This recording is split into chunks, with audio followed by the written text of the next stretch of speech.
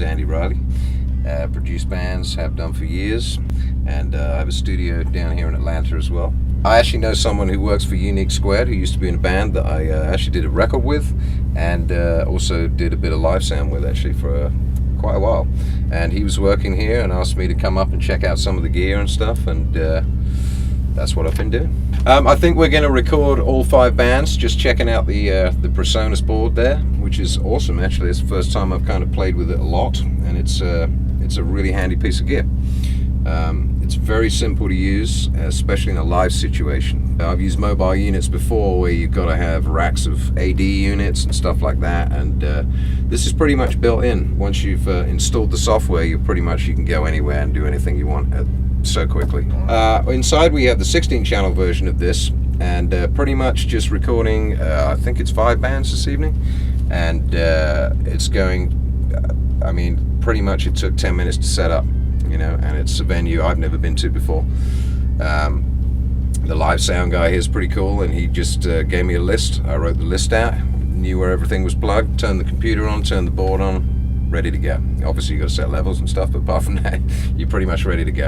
I mean, one of the real cool things that you can do if you're using capture with it is you can then play back your sound check at the next gig, so that the band don't even have to sound check if they don't want, because you could record a sound check. It's going to be the dry signal going into capture. You can play that back. It'll sound the same way as it would if the band plans, so they can stay in their hotel a little longer before they have to actually come to the venue. I haven't heard them before, but when I came on the bus, obviously they were sitting here, and I was surprised actually how they sounded. They're actually really good.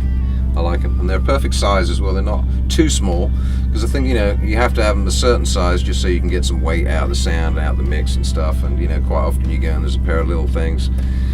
Good make speakers sometimes, but a little size definitely helps, and they're perfect. They're great.